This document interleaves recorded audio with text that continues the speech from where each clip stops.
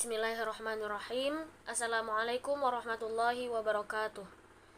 Alhamdulillahirabbil alamin wa bihi nasta'in wa ala umuri dunya waddin.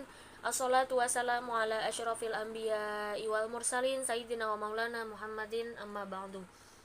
Rabbi syrah li sadri wa yassir li amri wa hlul 'uqdatam min lisani yafqahu qawli. Subhanaka la ilma lana illa ma 'allamtana innaka ala kulli syai'in qadir.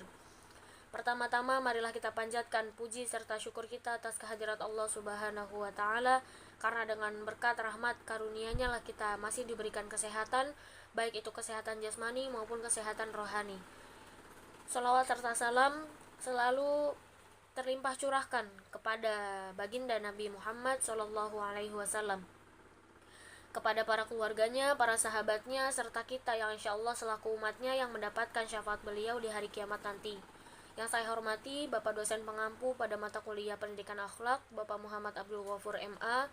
Terima kasih telah membimbing kami selama perkuliahan berlangsung. Alam ini adalah anugerah besar dari Allah Subhanahu wa taala, tempat kita berpijak, bernafas dan menjalani kehidupan. Namun, apakah kita sudah benar-benar menjaganya? Rasulullah Shallallahu Alaihi Wasallam mengajarkan bahwa seorang Muslim yang berakhlak mulia tidak hanya baik kepada sesama manusia, tetapi juga kepada alam, seperti menanam pohon, menjaga kebersihan sehingga tidak membuang sampah sembarangan. Dan itu semua adalah merupakan sebagian kecil dari bentuk kepedulian yang mencerminkan akhlak kita terhadap lingkungan. Mari kita jadikan pemaparan video materi ini sebagai pengingat bahwa menjaga lingkungan bukan hanya kewajiban sosial, tetapi juga bagian dari ibadah kita sebagai umat beriman. Dengan itu, saya Aura Zaskia Musyakirah, izinkan saya untuk memulai pemaparan materi ini dengan pembahasan tentang pentingnya akhlak terhadap lingkungan. Yang pertama adalah kita harus mengetahui istilah akhlak itu sebenarnya seperti apa. Kata akhlak secara bahasa diartikan dengan budi pekerti, perangai, tingkah laku atau tabiat, tata krama, sopan santun, adab, dan tindakan.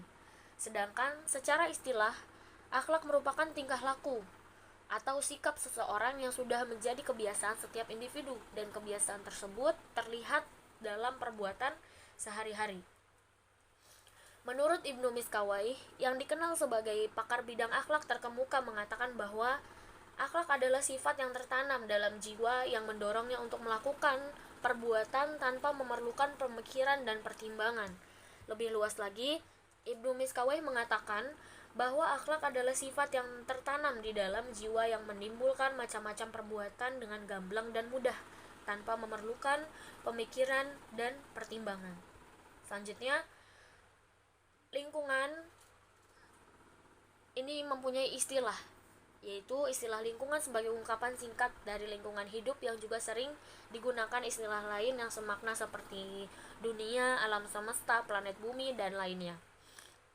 Manusia sebagai khalifah merupakan wakil Allah Subhanahu wa taala di bumi. Ini berarti bahwa manusia mengemban kewajiban untuk mendapatkan implementasi diri dengan nilai-nilai ilahiyah, seperti kewajiban untuk memelihara, menjaga kelangsungan fungsi alam sebagai tempat kehidupan makhluk Allah Subhanahu wa taala.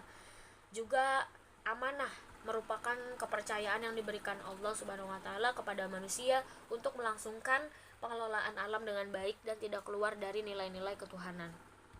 Selanjutnya, lalu apa hubungan antara akhlak dan lingkungan? Jadi, akhlak kepada lingkungan adalah perilaku atau perbuatan kita terhadap lingkungan.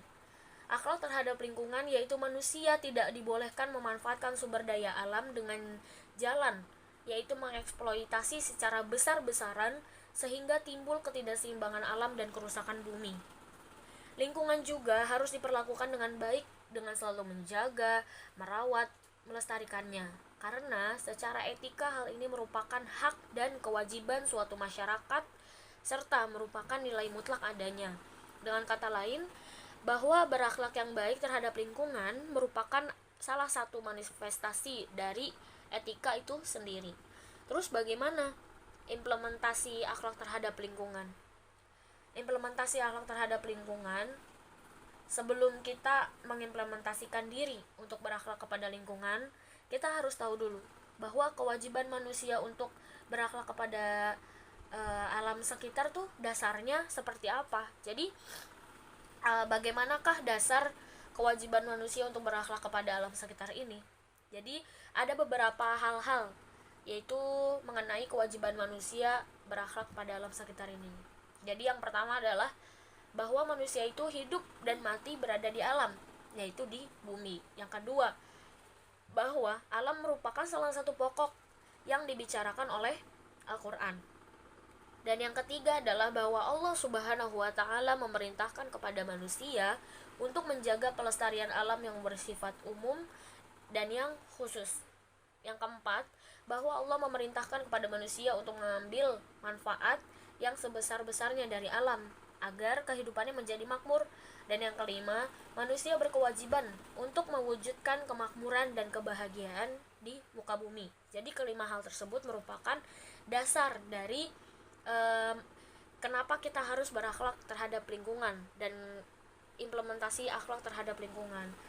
Salah satu konsep pelestarian lingkungan dalam Islam adalah perhatian akan penghijauan dengan cara menanam dan bertani. Nabi Muhammad SAW menggolongkan orang-orang yang menanam pohon sebagai sodakoh kepada alam.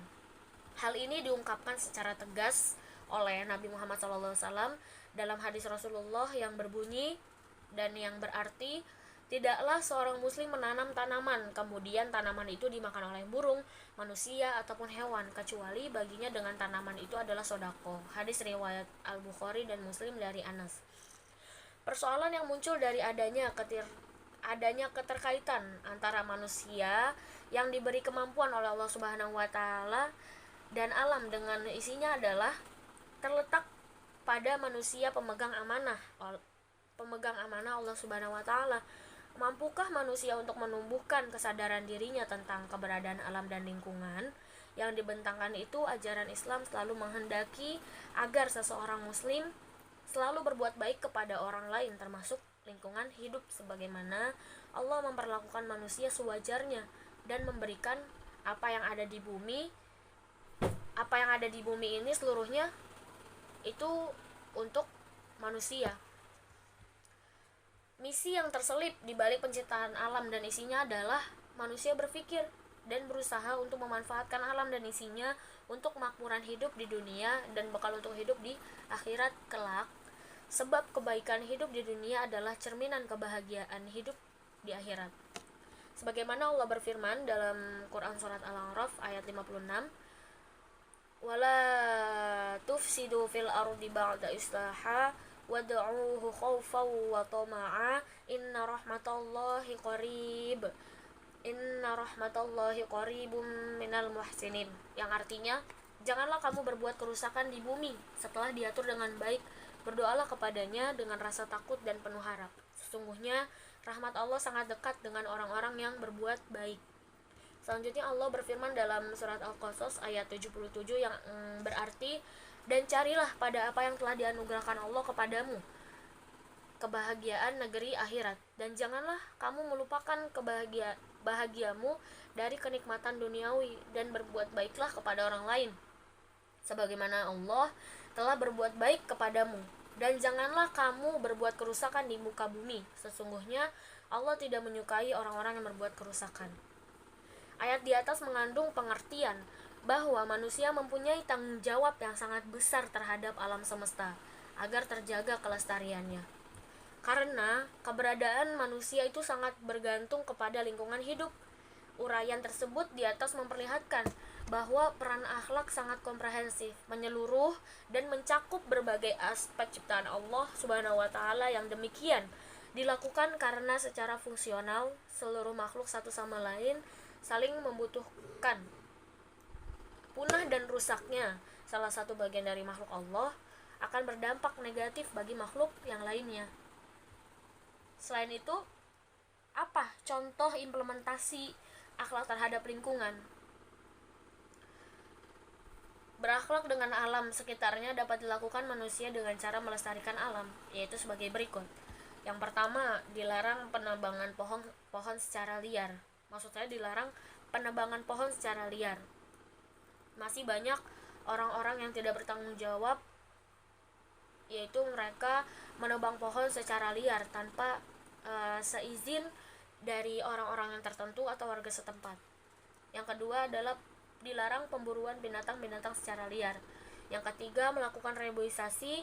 Yang keempat, membuat cagar alam dan suaka marga satwa untuk menghindari terjadinya pemburuan binatang-binatang secara liar dan menjaga hewan-hewan yang akan punah. Yang kelima adalah mengendalikan erosi. Selanjutnya yang keenam itu mengendalikan erosi, menetapkan tata guna lahan yang lebih sesuai. Yang terakhir, memberikan pengertian yang baik tentang lingkungan hidup kepada seluruh lapisan masyarakat dan memberikan sanksi tertentu bagi pelanggar-pelanggarnya. Dan menurut Muhammad Fauzi Rahman dalam bukunya Islamic Relationship, hal yang harus dipahami sebagai bentuk hubungan yang baik kepada lingkungan hidup adalah, yaitu yang pertama, keharusan menjaga lingkungan hidup. Yang kedua, anjuran menanam pohon. Yang ketiga, tidak membuang hajat di jalan, tempat bernaung, dan dekat sumber air. Tidak buang air di air yang tergenang, memelihara tanaman, tidak memakan buah jika belum matang, tidak menggunakan air secara boros. Dan itulah merupakan implementasi cara sederhana untuk kita berakhlak terhadap lingkungan. Jadi manusia itu diciptakan sebagai khalifah di bumi. Semua yang ada di bumi termasuk alam semesta diciptakan untuk manusia. Seharusnya kita menyadari bahwa Allah menciptakan flora dan fauna untuk kemanfaatan manusia, seperti halnya dengan mengambil manfaat dari buah-buahan. Karena itu, kita harus menjaga dan melestarikannya. Jangan sampai kita membuat kerusakan terhadap flora dan fauna. Allah menundukkan untuk kamu semua yang ada di langit dan bumi, semuanya sebagai rahmat darinya. Quran Surat Al-Jasiyah ayat 13. Ini berarti bahwa alam raya telah ditundukkan oleh Allah untuk manusia. Manusia dapat memanfaatkan dengan sebaik-baiknya. Cara memelihara kebersihan lingkungan itu ada dimulai dari sendiri dengan cara memberikan contoh kepada masyarakat. Sebagaimana selalu libatkan tokoh masyarakat yang berpengaruh untuk memberikan pengarahan kepada masyarakat akan pentingnya menjaga kebersihan lingkungan. Juga sertakan para pemuda untuk ikut aktif menjaga kebersihan lingkungan. Perbanyak tempat sampah di sekitar lingkungan. Juga pekerjakan petugas kebersihan lingkungan dengan memberi imbalan yang sesuai setiap bulannya. Terus selanjutnya adalah sosialisasikan kepada masyarakat untuk agar terbiasa memilih sampah rumah tangga menjadi sampah organik dan non-organik. Selanjutnya adalah cara-cara yang terakhir adalah cara-cara pemeliharaan kesehatan lingkungan yang pertama. Yang pertama itu adalah tidak mencemari air dengan membuang sampah di sungai. Yang kedua, mengurangi penggunaan kendaraan bermotor. Dan yang ketiga, mengolah tanah. Sekian dari pemaparan video materi saya terkait akhlak terhadap lingkungan. Wassalamualaikum warahmatullahi wabarakatuh.